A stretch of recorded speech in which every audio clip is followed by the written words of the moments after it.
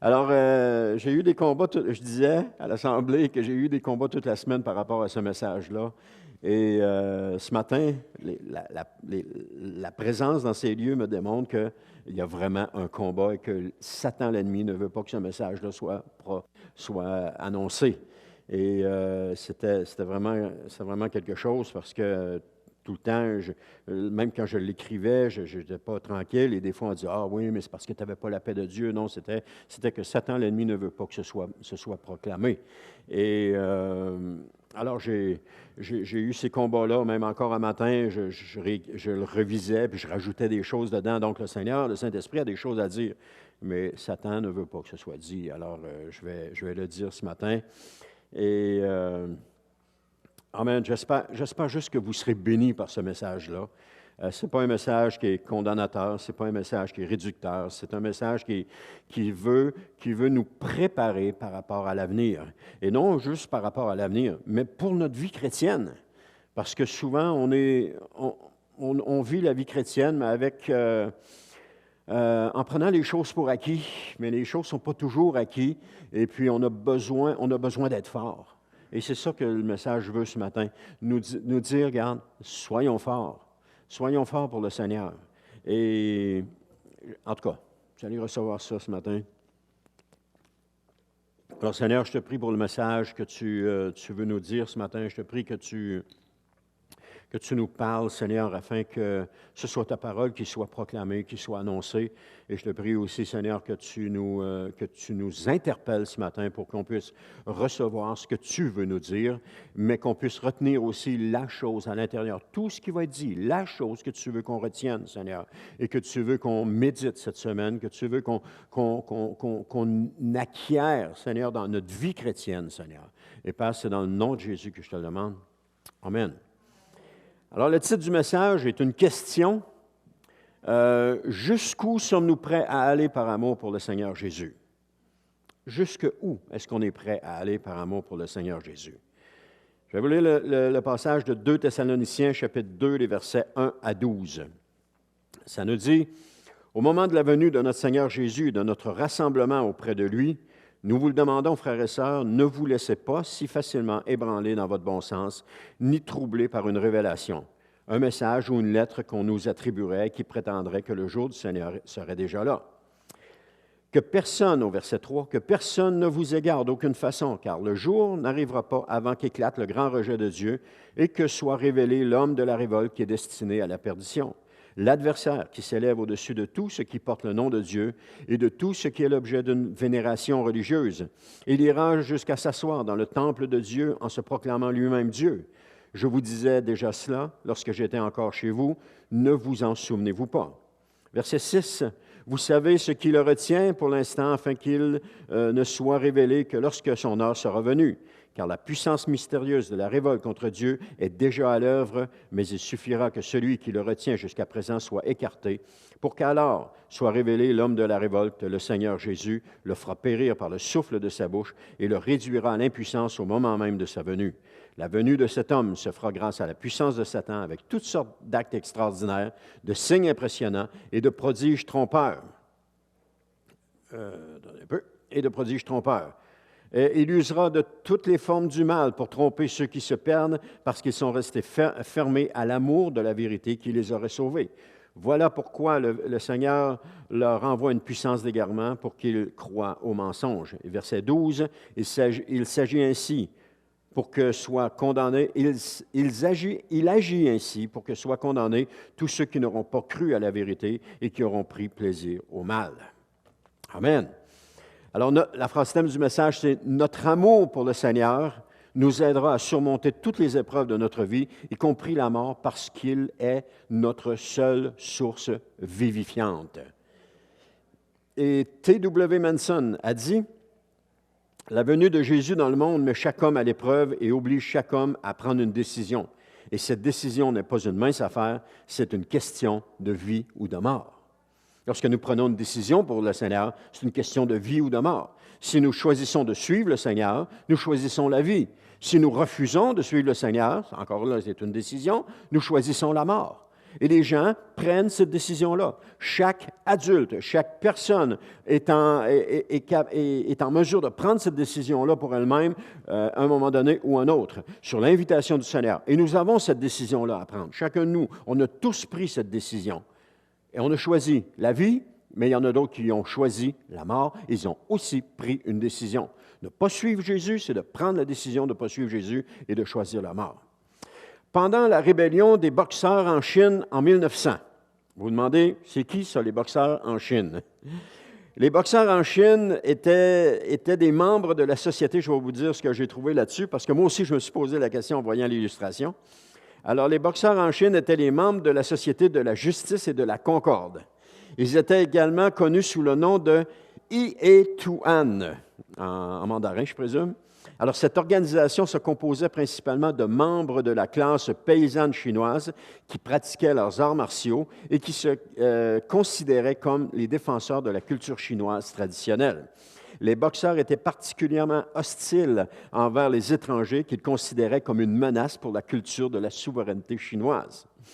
Ça ressemble un peu à ce que nous voyons, hein? Quand des immigrants arrivent dans un pays, on les voit comme une menace à notre culture. C'est un peu ce qui s'est passé là. Mais ils ont développé beaucoup de haine envers ces gens-là. Et en 1900, les boxeurs ont lancé une rébellion contre les étrangers et les missionnaires qui étaient présents en Chine à l'époque. Et cette rébellion, je continue toujours à lire ce que j'ai sur les boxeurs, là. Cette rébellion a été réprimée par une coalition de forces internationales connue sous le nom de l'Expédition des 8 Nations. Il convient de noter que le terme boxeur a été utilisé par les Occidentaux pour désigner les membres de la Société de la justice et de la concorde. Et parce que ceux-ci pratiquaient des mouvements de boxe dans leur rituel de cérémonie. Cependant, ce n'était pas leur nom officiel. Carrément. Alors, les insurgés, les boxeurs, les insurgés ont capturé une station de mission. Alors, des gens avaient été là en mission. Vous savez que la Chine, le premier à avoir été en Chine, c'est Jonathan Livingston, qui a été missionnaire en Chine et qui a, pas le premier, mais qui était un des missionnaires importants en Chine. Et suite à cela, il y a toutes sortes il y a des missions qui se sont développées là-bas. Et les insurgés ont capturé une station de mission. Alors, ils ont bloqué toutes les portes, sauf une, et devant cette porte-là à l'extérieur, ils ont mis une croix par terre. Et ils ont dit aux gens qui étaient à l'intérieur, c'était des étudiants, ils ont dit aux étudiants à l'intérieur, si vous sortez et que vous pilez sur la croix, vous serez libérés, vous ne serez pas fusillés. Mais dans le cas contraire, si vous évitez la croix, vous allez être fusillés. Ça démontrait leur foi en Jésus. Alors, les 8 premiers, c'est ça? Les 7 premiers ont pris peur, ils sont sortis en courant, et puis ils ont pilé sur la croix, et effectivement, ils les ont renvoyés libres. Mais à un moment donné, il y a la huitième, une étudiante, une jeune fille, a refusé de commettre l'acte sacrilège qui lui était demandé. Elle s'est agenouillée devant la croix, demandant au Seigneur la force de pouvoir résister, de pouvoir passer au travers cette épreuve-là.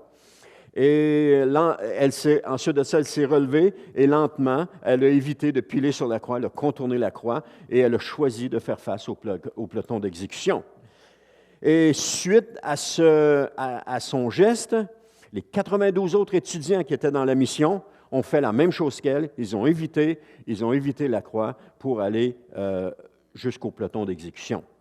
Alors, c'était une jeune fille qui était prête à mourir par amour pour son Seigneur.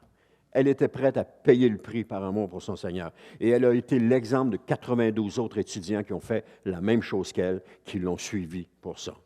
Alors, la question du message ce matin, c'est jusqu'où sommes-nous prêts à aller par amour pour notre Sauveur, pour notre Seigneur, pour le Seigneur Jésus? Jusqu'où est-ce qu'on est prêt à aller? Est-ce qu'on serait prêt, comme la jeune fille, à donner notre vie? Si quelqu'un arrivait un dimanche matin, il plaçait une croix à l'extérieur, ou bien il mettait seulement la Bible à terre, puis il nous disait, pile dessus pour renier de la Bible et tu vas avoir la vie sauve, et les autres qui ne pileront pas dessus, vous allez être exécutés, vous allez être tués. Ah! Qui pilerait sur la Bible en sortant? Je ne demande pas de réponse. Ou encore, qui ne pilerait pas dessus? Je ne veux pas de réponse non plus. Ça nous regarde, la réponse nous regarde. Mais une chose est sûre, il y en a qui pileraient sur la Bible en sortant. puis il y en a d'autres qui ne pileraient pas dessus. Je ne sais pas qui, je ne veux pas savoir qui non plus, mais c'est certain. Parce qu'il y en a parmi nous qui auraient peur, qui ne voudraient pas mourir, mais il y en a d'autres qui seraient prêts à affronter la mort pour le Seigneur Jésus. Et c'est le principe même de la vie chrétienne qui est à l'exemple de Christ, que nous donnions notre vie pour les autres. On parle de donner notre vie, oui, on parle de servir dans l'Église, de faire des sacrifices, etc. On parle de ces choses-là. Mais de donner concrètement notre vie pour les autres, est-ce qu'on est prêt à cela? La question se pose, est-ce que je suis prêt à cela? Parce que le retour du Seigneur est un sujet qui intrigue tous les croyants. Parce que Jésus nous a mentionné de se tenir prêt et en éveil pour son avènement, de se tenir prêt et en éveil. On ne sait pas quand est-ce qu'il va revenir. Et ce que nous devons savoir, c'est que les événements que nous vivons en ce moment sur la scène mondiale sont décrits dans Matthieu 24. D'ailleurs, quand on parle de nations qui s'élèvent contre une autre nation, dans Marc 13, 8, de guerre et de menaces de guerre dans Matthieu 24, 6, de tremblements de terre dans Marc 13, 8, de famine dans Matthieu 24, 7, d'épidémie dans Luc 12, 11, c'est ce que nous voyons aux nouvelles quotidiennement. C'est ce qu'on entend parler quotidiennement, sur les réseaux sociaux, partout. C'est ce qu'on voit, c'est le portrait. Ce n'est pas ça qui décrit nécessairement les événements de la fin. Mais ils ont pris place, ces événements ont pris place à partir du moment, ils étaient déjà là, mais lorsque Jésus est monté au ciel, ces événements-là ont pris place, des nations à travers le monde se sont élevées les unes contre les autres. Il y a eu des tremblements de terre, mais tout ça s'est accentué au moment que nous vivons aujourd'hui. Des tremblements de terre, vous pouvez aller voir sur Internet, j'avais regardé ça à un moment donné, là je n'y ai pas pensé, j'y pense maintenant, là, mais vous pouvez aller voir, et c'est incroyable les tremblements de terre qui sont répertoriés sur la terre en ce moment. La terre shake de partout en ce moment. Allez voir sur Internet, puis cherchez, juste faire une petite recherche, tremblement de terre quotidien sur la terre. Et vous allez avoir des sites qui vont vous apparaître avec des données de tremblement de terre quotidien. C'est incroyable. Là. Les famines, déjà dans notre jeunesse, même dans la jeunesse de nos parents, il y avait ça. Dans notre jeunesse à nous, il y avait ça. Puis encore aujourd'hui, il y a des famines qui sont là. Pourtant, quelqu'un disait que si tout le monde se contribuait, on pourrait enrayer la famine, mais ce n'est pas le cas. Il y a des gens qui seraient capables, avec l'argent, les revenus qu'ils font, de nourrir des populations au complet. Mais ce n'est pas ça qui réglerait les choses, parce qu'il y a tellement de corruption dans ces pays-là, que même si on donne l'argent dans ces pays-là, elle ne se rend pas jusqu'aux gens, elle ne se rend pas pour les nourrir. Alors, il y a la corruption qui est là, etc. Donc, tout ça, c'est là. Les épidémies, des épidémies, il y en a eu, il va en avoir d'autres. Donc, c'est des choses qui sont là. Et qui sont présents là. Mais les événements décrits dans Matthieu sont notre quotidien à nous depuis que Jésus est monté aux cieux. C'est ce qu'on voit quotidiennement dans les nouvelles depuis notre tout jeune âge jusqu'à aujourd'hui, c'est ce qu'on voit. Alors nous voyons que plein de choses, des choses qui nous rendent insécures et qui nous font peur. Juste à regarder les nouvelles ou la météo ou quoi que ce soit qui vient des médias, c'est tout le temps pour faire peur.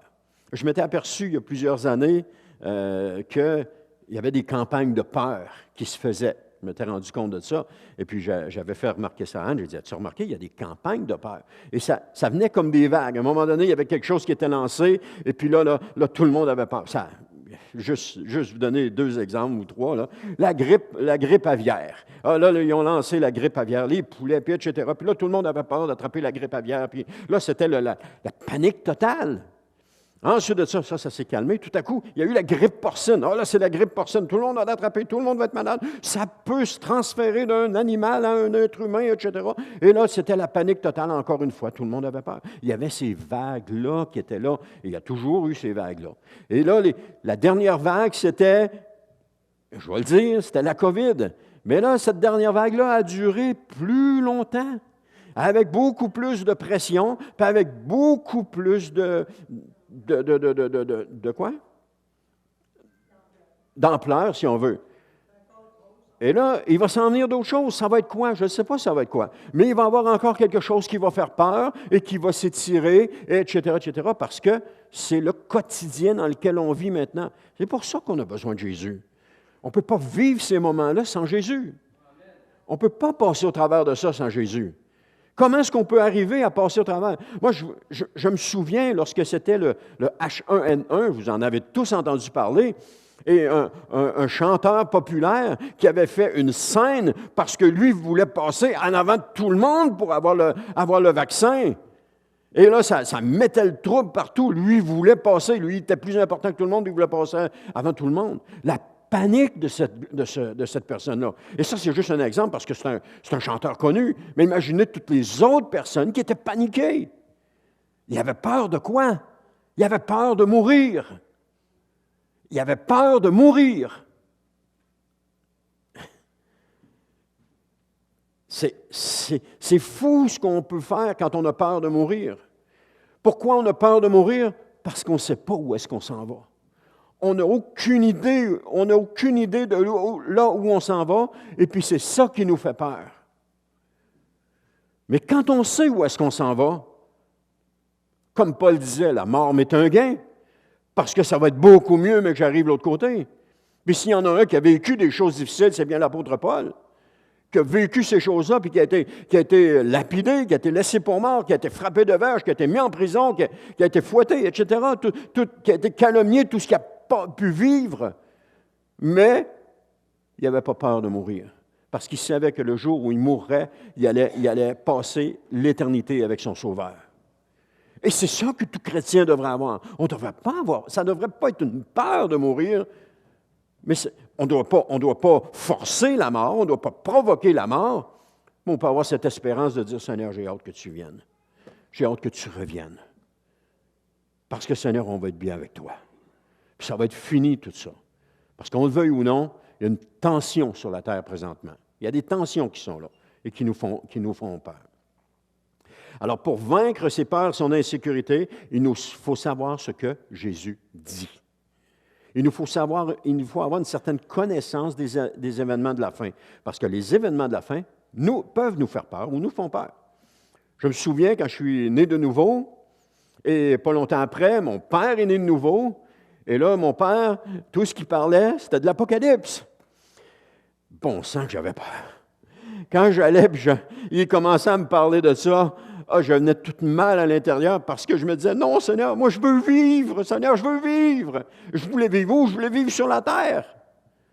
Mais si j'avais été ce que je suis aujourd'hui, j'aurais dit, Seigneur, alléluia, reviens, Seigneur, viens nous chercher. Parce que la mort m'est un gain. J'aurais pas eu peur, j'aurais plus eu peur. Mais là, j'avais tellement peur à l'intérieur de moi. J'évitais pas mon père parce qu'il parlait de l'Apocalypse. Au contraire, quand il en parlait, c'était correct, mais bon sang que ça me faisait peur. C'était pas croyant. Pourquoi? J'avais peur de mourir. J'avais peur de mourir. Pourtant, la mort m'est un gain. Jusqu'où est-ce que je suis prêt à aller par amour pour Jésus, ou pour mon Seigneur Jésus, ou pour mon Sauveur? C'est là la question que je dois me poser, que je dois me demander. Jusqu'où je suis prêt à aller? Les exemples des disciples qui sont cités dans le Nouveau Testament sont des exemples pour nous.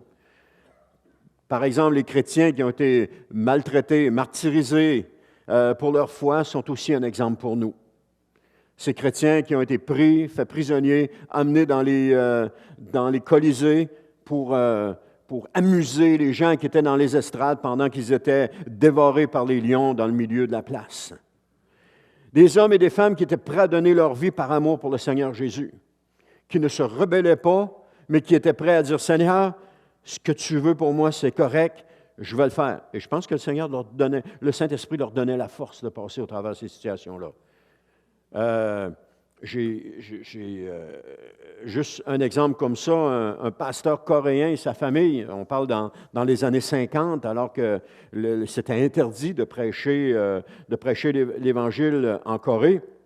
Alors, ce pasteur coréen-là a été arrêté parce que, justement, il prêchait l'Évangile. Alors, lui et sa famille ont été amenés, ils ont creusé un trou dans la terre, ils ont été jetés dans ce trou-là, et puis là, ils leur ont dit, Soit vous reniez Jésus et vous sortez et on vous laisse la vie, soit vous ne le reniez pas et on vous enterre vivant. Vous imaginez, là? Et là, le pasteur a commencé à vouloir parler et sa femme l'a juste frappé au bras et a dit, « Tais-toi, dans quelques minutes, on va être avec le Seigneur Jésus. » Elle savait où est-ce qu'elle s'en allait. Et effectivement, ils ont été enterrés vivants. L'histoire nous raconte qu'ils ont été enterrés vivants. Et aujourd'hui, ils sont dans la gloire avec le Seigneur Jésus. Ils n'ont pas eu peur de mourir pour leur foi. Est-ce qu'on va avoir peur de mourir pour notre foi? Est-ce qu'on va avoir peur de se tenir debout pour notre foi? Est-ce que c'est la peur qui va nous faire réagir et qui va nous faire accepter des compromis parce qu'on a peur? La peur ne doit pas être là. Mais le Seigneur nous donne confiance en lui. Est-ce que je suis prêt à aller jusqu'au bout par amour pour mon Seigneur ou bien est-ce que j'aime mon confort plus que Jésus? Qu'est-ce que je suis prêt à faire? Et c'est ça que je disais tantôt. Le diable ne veut pas qu'on prêche ces choses-là. Il ne veut pas. Parce que lui, il veut nous tenir dans la peur. La peur, c'est venu avec le péché, avec la chute d'Adam et Ève. La crainte, la peur, la honte sont venus avec le péché. Et Satan veut nous tenir dans la peur. Parce que lorsqu'il nous tient dans la peur, il nous tient esclaves. Et lorsqu'il nous tient esclaves, il nous fait faire ce qu'on veut, ce qu'il veut. Alors, ce matin, il ne voulait pas que j'amène ce message-là parce qu'il veut nous garder tous dans la peur au lieu de nous garder dans la liberté en Jésus. Alors, je vous pose la question ce matin parce qu'un jour, vous ferez peut-être face à une telle situation. Une situation de vie ou de mort. On ne sait pas, on ne connaît pas l'avenir. Mais un jour, on va faire face à ça. Mais qu'est-ce qu'on va choisir? Peut-être que vous serez confrontés aussi dans votre foi. Je vais le mettre au nous, je vais m'impliquer aussi. Peut-être qu'on va être confrontés dans notre foi. Mais à ce moment-là, je prie que nous nous souvenions jusqu'où nous sommes prêts à aller par amour pour le Seigneur. Les apôtres l'ont payé. Leur amour pour le Seigneur leur a coûté la vie. Pierre, Paul, Jean et tous ceux qu'on n'a pas entendu parler, leur amour pour le Seigneur leur a coûté la vie. Même Jacques qui a été assassiné par Hérode, son amour pour le Seigneur lui a coûté la vie. Jean-Baptiste, son amour pour Dieu lui a coûté la vie. Et cela, ça implique aussi une question de vie ou de mort, dans le sens que ça s'implique à toutes nos décisions quotidiennes. Parler de Jésus, servir les autres, les frères et les sœurs, aimer les autres, jusqu'où est-ce que je suis prêt à aller par amour pour mon Seigneur. Accepter de mourir physiquement par amour pour Jésus, c'est le résultat d'accepter de mourir à soi-même au quotidien dans notre vie. Si je ne suis pas prêt à mourir à moi-même au quotidien dans ma vie aujourd'hui, je ne serai pas prêt à mourir physiquement pour le Seigneur. Parce que ça commence là. Ce que nous vivons aujourd'hui nous prépare pour demain. Et on doit vivre ces choses-là. Et c'est sûr qu'on vit tous des épreuves, mais dites-vous, pour vous encourager, que les épreuves que vous vivez aujourd'hui vous préparent pour le monde de demain. Parce qu'elles vous façonnent, elles font en sorte que vous soyez persévérants, tenaces et que vous résistiez à ce qui se présente à vous. Ceux qui abandonnent aujourd'hui n'auraient pas passé à travers demain. C'est seulement ceux qui persévèrent aujourd'hui, qui voient que l'œuvre que Jésus fait en eux les transforme, les rend plus forts, les rend aptes à continuer d'avancer, les rend solides. Et demain, lorsqu'ils vont être confrontés à une question de vie ou de mort, ils n'auront pas de misère à choisir la vie, à choisir la mort. Par amour pour leur Seigneur. Parce que toute leur vie, c'est ce qu'ils vont avoir vécu. Toute leur vie. Alors, ça les prépare à ça. Ça nous prépare à ça. Et je peux rendre gloire à Dieu aujourd'hui pour toutes les situations dans lesquelles j'ai passé qui ont été déplaisantes, qui ont été formatrices aussi en même temps, qui ont été que je n'aurais pas voulu passer là, mais que le Seigneur a choisi que je devais passer là. Parce que demain, je ne sais pas ce que je vais passer, mais je sais que si je passe aujourd'hui, demain, je vais passer aussi. Parce que mon amour pour le Seigneur Jésus prédomine sur tout. Notre amour sur le Seigneur Jésus doit prédominer sur tout. On doit aimer Jésus plus que ce monde. On doit aimer Jésus plus que notre confort. On doit aimer Jésus plus que nos habitudes. On doit aimer Jésus plus que tout. on doit l'aimer plus que tout. Le Nouveau Testament est truffé d'exemples de gens qui ont aimé Jésus plus que tout. L'apôtre Jean, lorsqu'il a écrit l'Apocalypse, il est emprisonné sur l'île de Patmos à cause du témoignage de Jésus. Ce n'était pas une partie de plaisir, là. Il est fait prisonnier, puis il est envoyé sur l'île de Patmos, où est-ce que tu peux juste te sortir de là en bateau. C'était pas une partie de plaisir, puis c'était pas une partie d'agrément, puis c'était pas un oasis de rêve, c'était pas une nation, pas une nation, mais une période, un endroit de vacances. C'était une prison. Et c'est pendant qu'il est dans cette prison-là, dans ce moment-là, que le Seigneur lui révèle le livre de l'Apocalypse. Il lui révèle tout ce qui va se passer. Et Jean, ce n'était pas sa première chose qu'il vivait quand il est allé là. Il en avait vécu d'autres. L'apôtre Paul, qui est encore un exemple pour nous. L'apôtre Paul part, après son 3e voyage missionnaire, il monte à Jérusalem, il sait qu'il va être fait prisonnier là-bas, mais il aimait Jésus plus que tout, puis il était prêt à accepter ça pour son Seigneur Jésus. Alors, il savait qu'il est fait prisonnier, et puis, même quand il arrive à Jérusalem, il est malmené. Même il y en a qui ont un complot pour le tuer. Donc, le gouverneur l'a fait sortir de nuit de Jérusalem pour l'amener à Césarée. Et Paul, c'est le début de la fin pour lui. On ne sait pas comment il est mort. La Bible ne nous le dit pas. Il y a des traditions, mais la Bible ne nous le dit pas.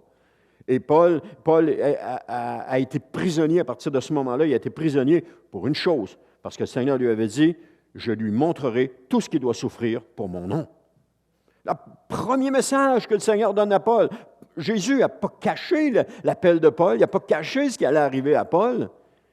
Il a dit à Ananias, « Va puis prie pour lui, parce que je vais lui montrer ce qu'il doit souffrir pour mon nom. » Les chrétiens aujourd'hui ne souffrent plus pour le nom de Jésus.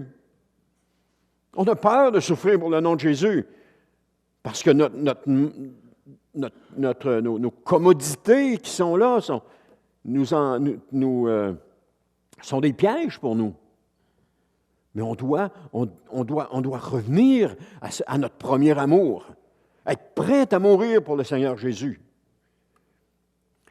Mais le passage d'aujourd'hui, vous allez dire, il est drôle lui, mais le passage d'aujourd'hui se veut réconfortant, de par les informations qu'il nous donne concernant le retour du Seigneur Jésus. Ça veut être réconfortant. Parce que la mort, ce n'est pas la fin, c'est le commencement. On commence notre vie avec le Seigneur pour l'éternité. Lorsqu'on connaît Jésus, lorsqu'on est né de nouveau, lorsqu'on a fait du Seigneur Jésus notre Seigneur et Sauveur personnel, c'est le commencement. C'est la délivrance de ce monde présentement, ce monde d'esclavage. En même temps, le moment que nous vivons, parce que le moment de son retour est une véritable délivrance pour nous. C'est ça que je suis en train de dire. Lorsque Jésus va revenir, ça va être une délivrance pour nous. Levez les yeux vers le ciel, puis regardez Jésus qui revient, ça va être une délivrance pour nous.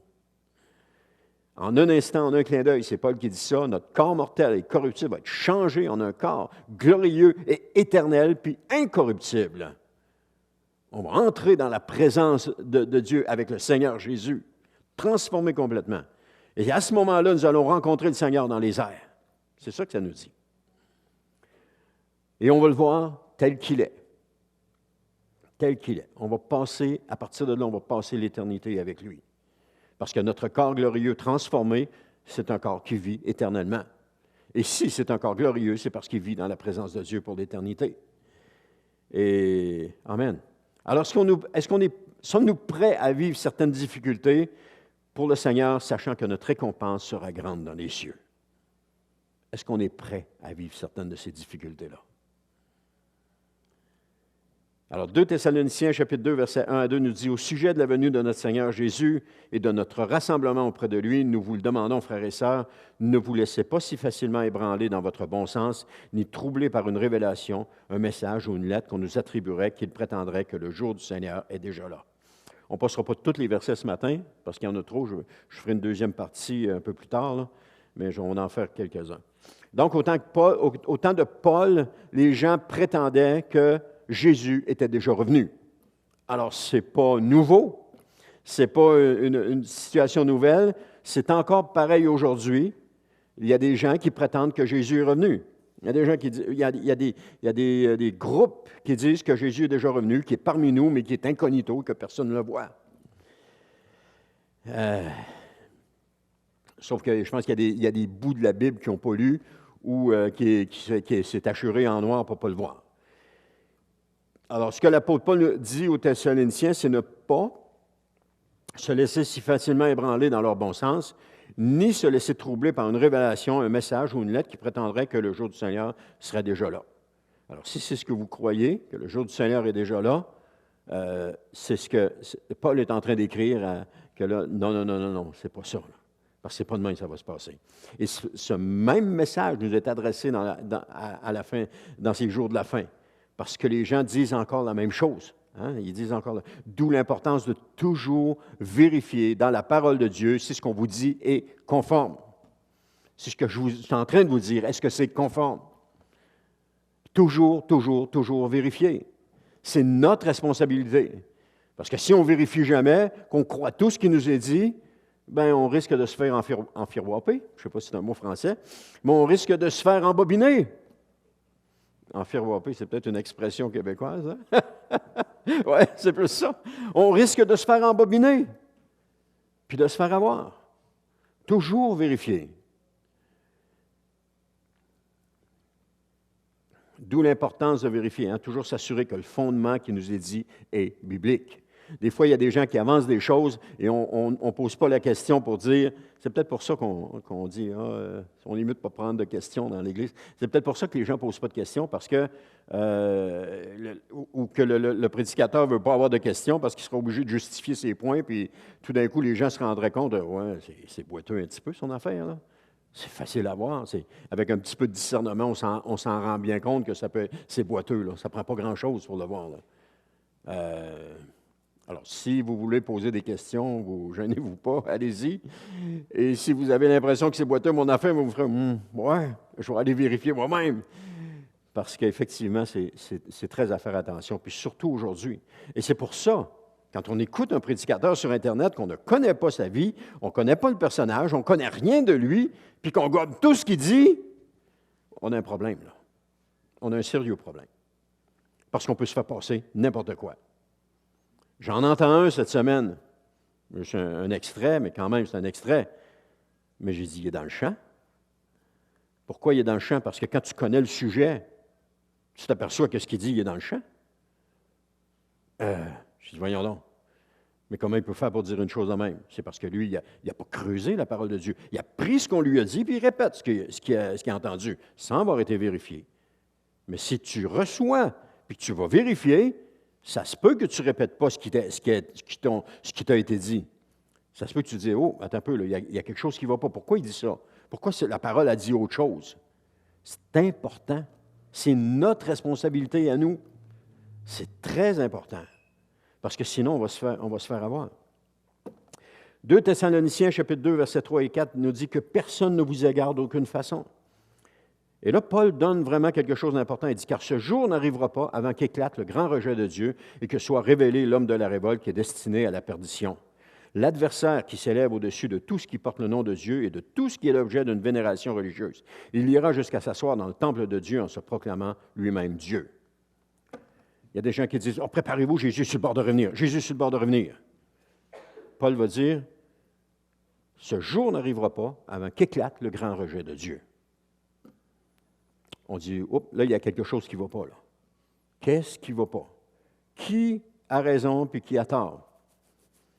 Le retour de Jésus, quand on dit que le retour de Jésus est imminent, il faut se poser la question, pourquoi il est imminent? Est-il vraiment imminent? Puis ça veut dire quoi, imminent? Quand Paul nous dit, ça n'arrivera pas avant qu'éclate le grand rejet de Dieu. Maintenant, si on ne connaît pas ce passage-là, le grand rejet de Dieu va arriver, et puis ça va passer comme tout le reste, ça va couler avec l'eau, comme tout le reste, et puis il y a une grande majorité des croyants qui ne le verront pas. Endormis, peut-être, insouciants, je ne sais pas, mais il y en a une grande majorité qui ne le verront pas. Parce que ça, le grand rejet de Dieu, ça précède bien des choses. Et quand on va voir ça, on va savoir c'est quoi. On va savoir qu'est-ce qui en ressort. On va savoir qu'est-ce que ça va être. Et à ce moment-là, il y a une persécution qui va commencer contre les chrétiens. Pourquoi? Parce que l'ennemi sait que les chrétiens savent ça. Et puis s'il commence à dire à tout le monde, c'est le début de la fin, repentez-vous, Jésus s'en vient, puis là, ça va être vrai, ça ne sera pas de crier au loup, quand il n'y en a pas, là, ça va être vrai, et là, il va y avoir une persécution qui va commencer contre les chrétiens. Et plusieurs vont le payer de leur vie. Plusieurs. Alors, est-ce qu'on est prêt à ça? Je veux juste que vous vous prépariez. Amen. Alors, j'ai dit, l'apôtre Paul nous révèle quelque chose de très important concernant le retour du Seigneur. Alors, prenez aussi note que je ne parle pas de la fausse doctrine de l'enlèvement de l'Église 7 ans avant la période des tribulations. C'est une fausse doctrine.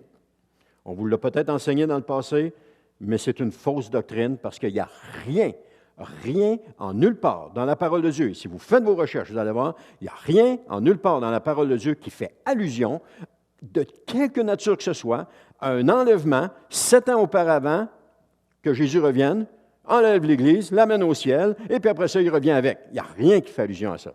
Quand Jésus revient, il vient avec ses saints anges. Il ne vient pas avec son Église, parce que son Église est encore ici. Paul va dire, pour ceux qui sont encore en vie à ce moment-là, on est encore là. Il y en a qui sont encore en vie. Et là, quand ils vont voir apparaître Jésus, on va savoir. Et c'est important de savoir ça. C'est important de connaître ça. Vérifiez-le dans la parole de Dieu. Allez voir. Creusez, cherchez, posez-vous des questions. Je parlais de ça avec quelqu'un, puis il dit, oh, moi, tu sais, moi, c'est pas bien ma force. C'est pas une question de ta force, c'est une question de lire la parole de Dieu, puis de prier au Saint-Esprit, puis de lui demander de te révéler la vérité. Je parle de ça avec quelqu'un, il prend panique, il appelle un ancien pasteur, et son ancien pasteur lui dit, oh, regarde, crois ce que tu as toujours cru. Tabarnouche. Au lieu de dire, ben, vérifie, il a peut-être raison. Il a peut-être tort aussi, mais vérifie. Moi, c'est la réponse que j'aurais donnée. Vérifie. Peut-être qu'il a tort, peut-être qu'il a raison. Mais va voir par toi-même. S'il a raison, bien, repens-toi. S'il a tort, bien, encourage-le à changer. Selon la chronologie de Matthieu 24, si toutefois Matthieu 24 est chronologique, ça se ferait quelque part pendant la seconde moitié de la tribulation, le retour de Jésus. Il se ferait quelque part là. Mais c'est un moment qu'on ne peut pas savoir, c'est quand. On ne peut pas savoir. Les gens disent, oui, mais quand les tribulations vont commencer, on ne peut pas savoir quand est-ce que les tribulations commencent. Parce que ce que nous vivons présentement est similaire à le début des tribulations. Alors, on ne peut pas savoir le jour exact que ça commence. On sait que ça dure 7 ans, puis à 3 ans et demi, c'est l'abominable profanation, mais on peut pas savoir quand est-ce que ça a commencé. On peut juste savoir de l'abominable profanation, c'est quand l'Antéchrist va entrer dans le temple de Dieu. Bon, ça prend un temple pour ça. Alors, l'Antéchrist va rentrer dans le temple de Dieu, et puis il va venir se proclamer lui-même Dieu. Ça s'est produit dans le passé. Dans le temps de Daniel, quelques temps après Daniel, Épiphane II, je pense, est entré dans le temple et il a offert un porc en sacrifice. C'était une abominable profanation, mais ce n'était pas encore la fin. Ça s'est produit aussi lorsque les Romains ont conquis Jérusalem et ils sont entrés dans le temple, ils ont mis le feu au temple. C'est aussi une abominable profanation, mais ce n'était pas encore la fin. Alors ça, c'est des exemples qui nous montrent qu'il y a des gens qui l'ont fait.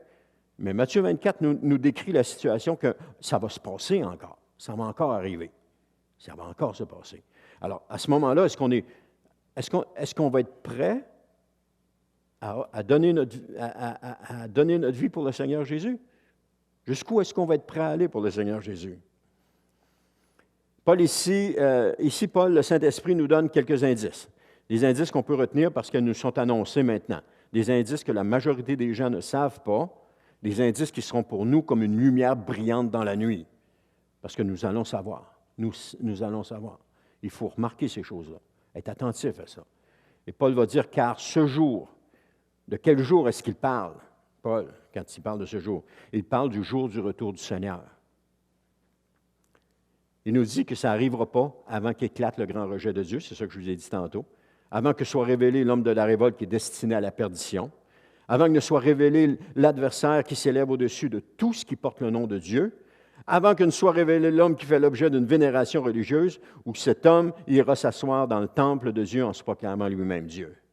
Paul nous dit que ça n'arrivera pas avant qu'on ait vu ça. Mais pour ça, il faut se tenir prêt. Parce qu'un jour, on va le voir.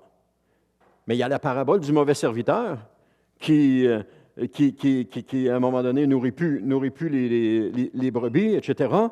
Et puis, il se met à boire, il se met à prendre un coup. Le Seigneur, en disant, mon maître tarde à venir, c'est pas important, blablabla. Puis là, il s'en écarte. Soyons pas comme ce mauvais serviteur-là. Soyons des serviteurs avisés qui regardons les signes des temps. Matthieu 24, 15, parce que ce que Paul a dit là, ce qu'on vient de voir, ce que Paul a dit là, si Jésus dit la même chose, dans Matthieu 24, 15, il dit « Quand vous verrez l'abominable profanation annoncée par le prophète Daniel s'établir dans le lieu saint, que celui qui lit comprenne. » Il nous parle de la même chose. Puis il nous parle aussi que c'est annoncé dans le livre de Daniel. Alors, l'abominable profanation, c'est l'Antéchrist qui va s'asseoir dans le temple de Dieu puis qui se proclame lui-même Dieu.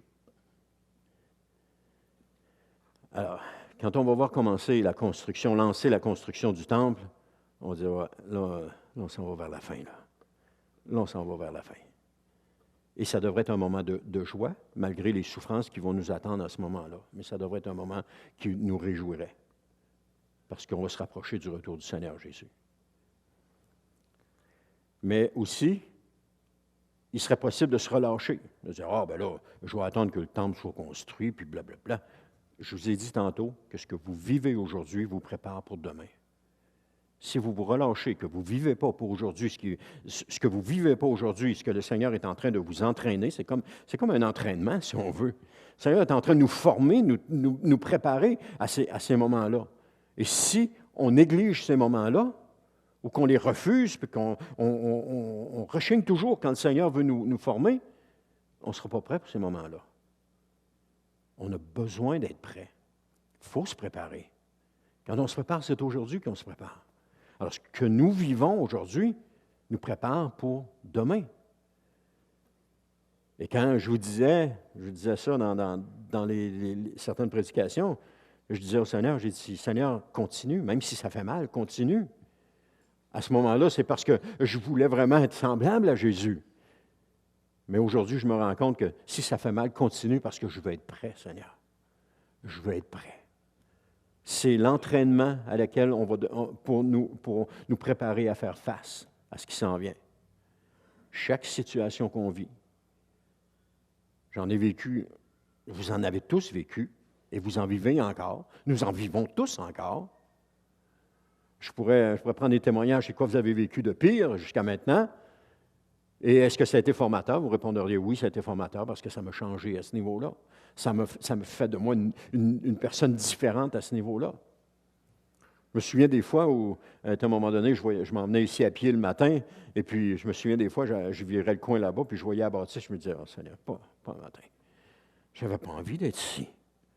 J'avais pas envie, mais pas en doute. Mais le Seigneur est en train de former ma persévérance, ma ténacité. Et puis je venais, puis j'apportais le message quand même, puis le Seigneur me formait à travers tout ça. Qu'est-ce que le Seigneur m'a demandé? De persévérer. Il demande ça à un gars qui n'a pas de persévérance. Il nous demande toujours quelque chose qu'on n'a pas, pour que nous acquérions ce que nous n'avons pas. Il ne va pas me demander de la patience, parce que la patience, j'ai une certaine patience qui peut-être... ma femme va dire que j'en ai pas, mais j'en ai un peu plus que la moyenne des gens, je pense. Je ne suis pas l'exemple parfait de la patience, mais j'en ai un peu plus que la moyenne des gens. Donc, je ne prie pas, Seigneur, donne-moi de la patience, parce que ça ne me dérange pas. Je suis prêt, des fois, je suis prêt à attendre, des fois, je ne suis pas prêt. Elle a raison des bouts, là. Je devrais prendre en considération, quand elle me dit que je ne suis pas patient, je devrais le prendre en considération, parce que c'est peut-être là que le Seigneur veut me former. Mais là, ce qui me formait, c'était au niveau de la persévérance. Je me souviens, un dimanche après-midi, où est-ce qu'il y a eu des baptêmes, et puis, j'aurais pas voulu être là. Ça a été une des journées les plus affreuses de ma vie. Pourtant, les baptêmes sont quelque chose d'extraordinaire, sont quelque chose de formidable.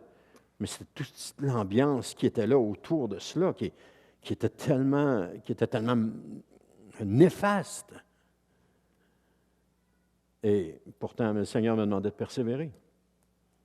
Il me demandait de continuer. Il me demande encore aujourd'hui de persévérer, de continuer.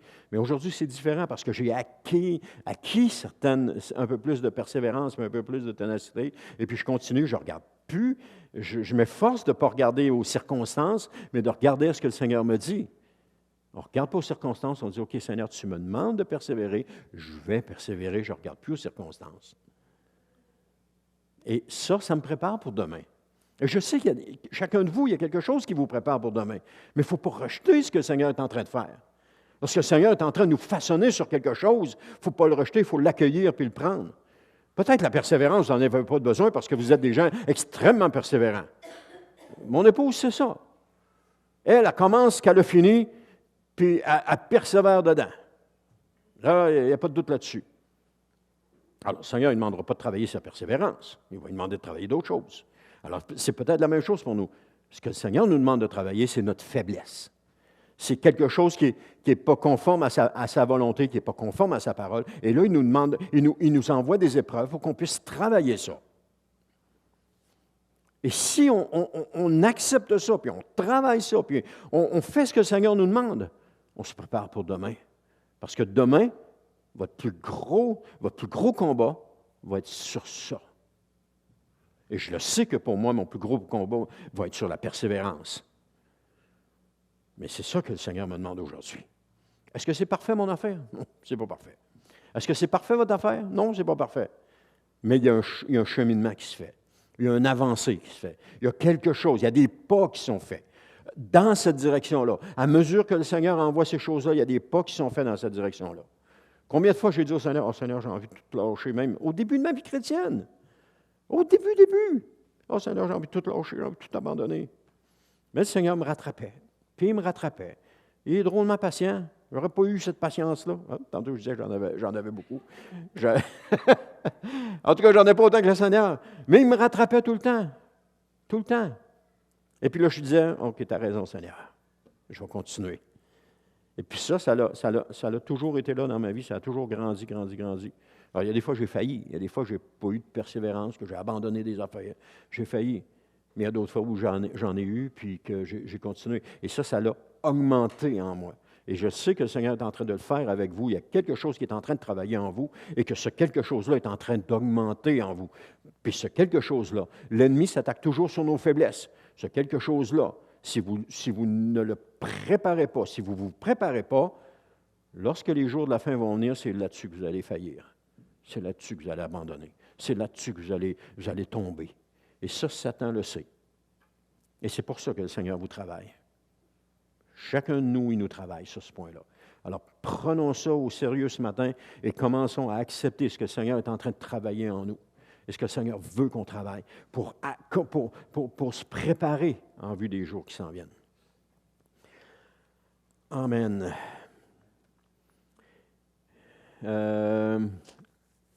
Quand Luc va dire à un moment donné, dans Luc 21, verset 28, c'est le prochain, oui, il dit, « Quand ces événements commenceront à se produire, levez la tête et prenez courage, car alors votre délivrance est proche. » Et de quel événement Luc fait référence? Bien, il fait référence aux événements qui sont dans le verset 25, 26 et 27, juste avant. Pas le 24, parce que le 24 a rapport à vous pourrez aller le vérifier dans votre Bible, le 24 a rapport à lorsque les Romains ont envahi Jérusalem. Il y a des signes dans le passage de 24 qui ont rapport à ça. Mais le 25, 26 et 27 nous parlent des événements de la fin. Alors, vous voyez, des fois, on ne peut pas tout prendre dans un bloc, il faut séparer les choses. Là.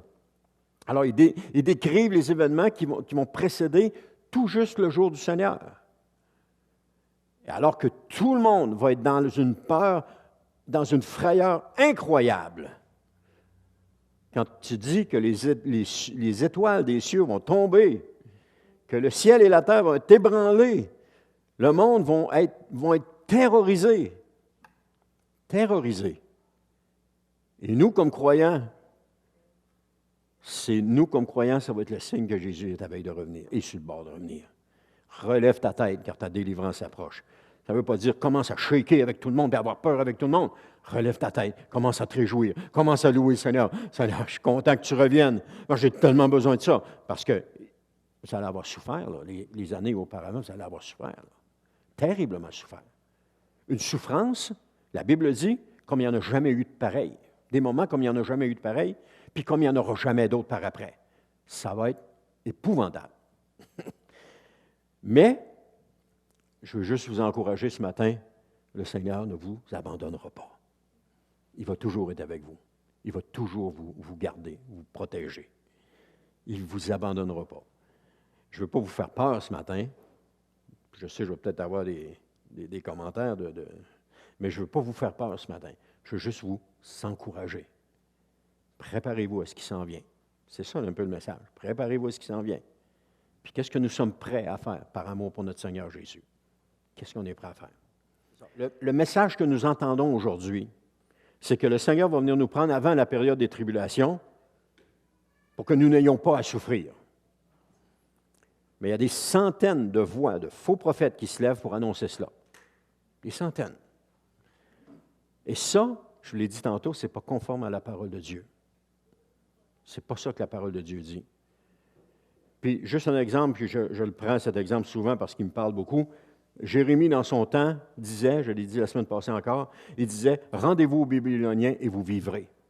Alors que tous les autres disaient « Non, non, non, Dieu va nous délivrer, Dieu va nous donner la victoire, les Babyloniens vont s'en aller en courant, Dieu nous donne la victoire ». Alors que Jérémie disait « Non, non, rendez-vous si vous voulez avoir la vie sauve, sinon vous allez mourir ». Effectivement, quand les Babyloniens sont rentrés dans Jérusalem, ils ont tué des milliers de personnes. En tout cas, ils ont tué plusieurs centaines de personnes. Et ils ont déporté la balance. Et je vous disais la semaine dernière, ce n'est pas parce qu'une voix dit le contraire de toutes les autres qu'elle est fausse. Vérifions. Vérifions. Prenons le temps de vérifier, de demander au Seigneur. Il va vous le dire. Aujourd'hui, il y a des centaines de voix, soi-disant prophétiques, qui se lèvent pour annoncer qu'on n'aura pas à souffrir la période des tribulations. Qu'est-ce que Jésus nous dit là-dedans? Dans Ésaïe 26, ça nous dit « Rentre dans ta chambre, cache-toi quelque temps, le temps que la colère de Dieu s'exerce. » Il ne dit pas « Non, non, inquiète-toi pas, je viens t'enlever, je viens te chercher, tu n'auras pas à souffrir. » Non. Quand Jésus a dit à Paul, il dit « Je te montrerai tout ce que tu devras souffrir pour mon nom. » Il n'a pas dit à Paul « Inquiète-toi pas, je vais t'enlever, je vais venir te chercher avant que tu commences à souffrir. » Il a dit « Je vais te montrer tout ce que tu vas vouloir souffrir, tu vas devoir souffrir pour mon nom. » Alors préparons-nous à cela. Regardons les choses en face, les choses telles qu'elles sont réellement. Regardons-les réellement. Essayons pas de nous soustraire de cela. Je vous parlais tantôt des épreuves que vous vivez dans votre vie. Les épreuves que vous vivez dans votre vie, c'est de la souffrance. Qu'importe l'épreuve que vous vivez, c'est de la souffrance. Ça fait mal. Alors, il faut regarder ces choses-là en face, puis accepter ces choses-là. Jusqu'où on est prêt à aller par amour pour le Seigneur Jésus? Toujours prêt à me camoufler, puis à me fermer les yeux, puis à ne pas voir la réalité? Ou bien dire, OK, Seigneur, je vais regarder la réalité. Seigneur, parle-moi, montre-le-moi, dis-le-moi. Ce matin, c'est un message d'amour. Parce qu'un message qui n'est pas d'amour, c'est un message qui est truffé de mensonges, puis qui vous dit, inquiétez-vous pas, il n'y a pas de danger, tout est correct, tout est beau, il n'y a pas de danger. Ça, c'est un message qui n'est pas d'amour. Le message d'amour, c'est préparez-vous. Et Jésus disait la même chose. Préparez-vous. La Bible dit la même chose. Préparez-vous. Jésus nous dit dans Matthieu 24, tenez-vous en éveil, car vous ne savez pas quand est-ce que je vais revenir. Tenez-vous prêts. Il n'a pas dit, inquiète-toi pas, on va venir te chercher, puis tu n'auras pas à souffrir. Préparons-nous, parce que tout ce que nous vivons aujourd'hui, c'est de la souffrance. Ce monde est un monde de souffrance. Alors préparons-nous à souffrir. Puis regardons les choses en face réellement telles qu'elles sont. Je vous le répète, cachons-nous pas la tête dans le sable comme plusieurs font pour refuser de voir la réalité, parce qu'on a besoin d'être proche du Seigneur Jésus. Et ça, pour toutes les situations de notre vie. On parle de situations futures, mais on parle des situations aujourd'hui. On a besoin d'être proche du Seigneur Jésus. Parce que ce que nous vivons aujourd'hui, le Seigneur Jésus est avec nous dans ce que nous vivons. Il ne nous a pas délaissés, il ne nous a pas abandonnés, il ne nous a pas laissés de côté. Il est encore avec nous. Il marche à nos côtés. Il nous soutient, il nous fortifie. Il est avec nous. Alors, s'il est là aujourd'hui, demain, il va être là aussi. Jésus ne se sauve pas en courant quand on commence à avoir des problèmes. Puis il ne nous abandonne pas quand on commence à avoir des problèmes. Ça lui fait aussi mal à lui qu'à nous. Mais en même temps, il sait comment c'est nécessaire.